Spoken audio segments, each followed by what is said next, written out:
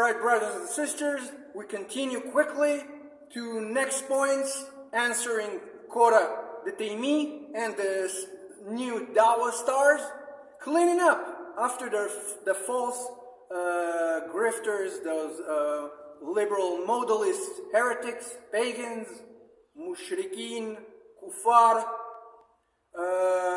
those dog logics of the world, gay Dyer and all those. Okay? So let's move to the next point. The next point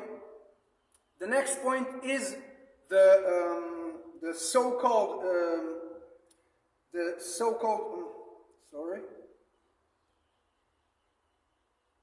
yes, that point.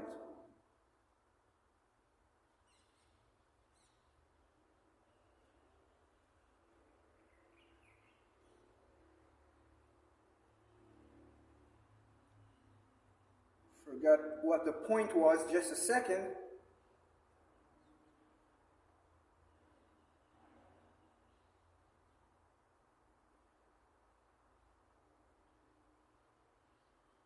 Oh yeah, so the issue with the so-called contradiction between the gospel, because Apostle Marcus says that Christos allowed his disciples to take only take a staff with them, but in Matthias and in Lucas he forbids them to take the staff. Now we have both saints, church fathers, Saint Augustinus of Regius Hippo and Saint Johannes Chrysostomos, both give complementary interpretations, both angles, both explanations about why it is that way there. Because Saint Augustinus of Hippo explains that what Christos forbid his disciples to take is a staff, meaning a weapon of war, not a staff of a shepherd that he allowed. What he means there is a staff, a kind of staff for battle. Okay, this is what he meant. Take the spiritual stuff. He told them to take the spiritual staff. He commands them, but forbade them the earthly war staff of violence and so on, and war and bloodshed. Okay? Now Saint Johannes Chrysostomos of Constantinople, he explains that the staff that was with him already, he allowed them, but what he forbade them is to take an additional staff, an additional luxury. It means additional property and so on. This is what it meant, to not add additional staff. You see? So, and both are correct. We have two explanations, and both are correct.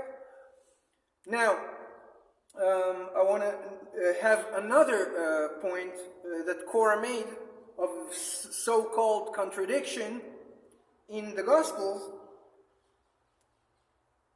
is when one Gospel says that Christos told the Pharisees that there will be a sign of Jonah, and in one Gospel it says to the Pharisees that there won't be a sign of Jonah, that there won't be a sign at all, he says. Now, the saints already early, Saint Justinus Omartus, Justinus Philosophus, the martyr, he explains that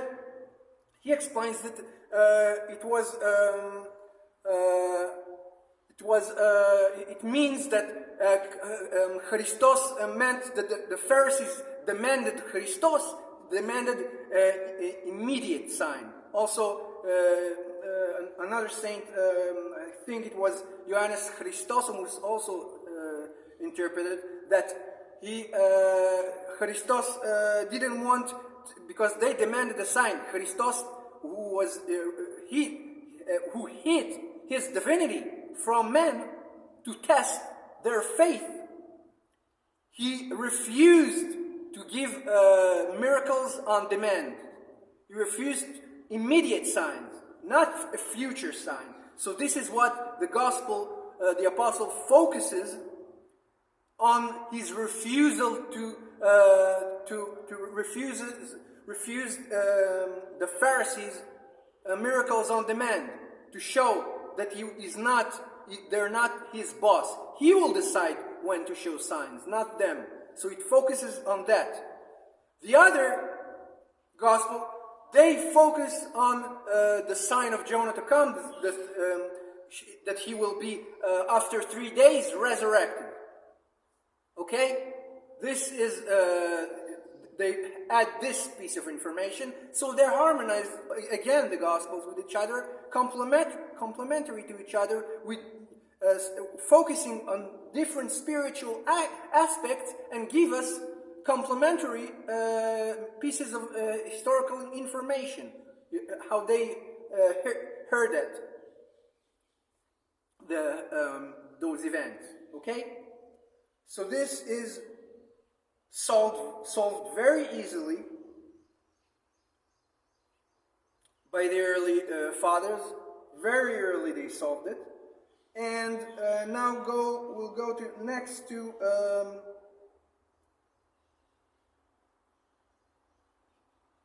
I wanted to answer about the different lineages in Matthias and Lucas. Why does it has different lineages? The saints, like Saint Agustinus of Hippo, the father Sextus Africanus, they already explained to us from the sacred tradition why it is the case of the difference in the genealogies. Okay? And whose genealogies are they? Are they? One genealogy is directly from King Solomon, Shlomo. Okay? This lineage is the lineage of Joseph, the adoptive spiritual father of Christos. I'm sorry, it was of Maria, the mother of God, Theotokos, his mother. This is her lineage.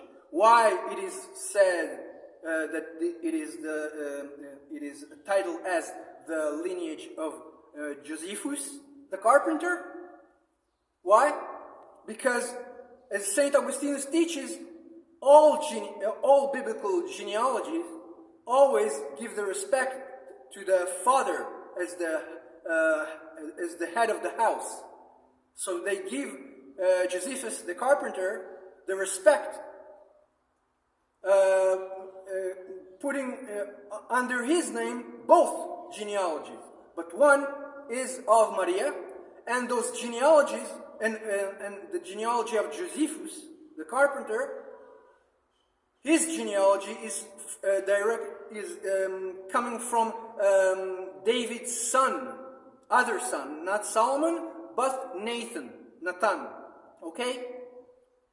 His genealogy is from his. And the saints explain that those two lineages, those are intermarriage. One paternal marriage of Maria, one paternal marriage of Josephus.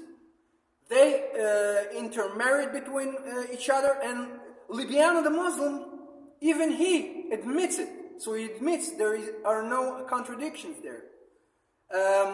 And Africanus and the saints explain that also Heli is Joachim, the father of Maria. he is the adoptive father of Saint Josephus, the carpenter. So this is very, I got it all written down to the detail. We have no rock is left unturned there. Every problematic thing in those lineages is explained. For example, the omission of the two Davidic kings. Why they are omitted? Because their memory was erased from history. That's why they are omitted from one lineage. The whole memory. Because they specifically were wicked kings, and their memory was erased from it. And also in the two Joachim's issued, one is Joachim, one is Yechoniah, and those are father and son, as Saint Hieronymus taught. So all those things were dealt by the saints and solved under the Spirit, teaching the oral sacred tradition that is inseparable from the written ones. That's why they are inseparable, and we don't interpret scriptures ourselves. Everything that is unclear, that's why we have the sacred tradition of the saints, and they explain it. So we'll call it up for today. We'll continue in the next days also. Hope it will be of benefit to you. It was of benefit to you. And please like, subscribe, comment, do all those helpful things that will make this channel be exposed, so that we'll be able to clean up and expose cleaning up after those heretics, those grifters who decimate our faith. It's not the Muslims who hurt our faith, it's them. They preach sin and heresy and perversion and secular liberal ideology that they try to impose on our faith. So God bless you all, in the name of the Father and of the Son and of the Holy Spirit. God bless. We'll see you next time.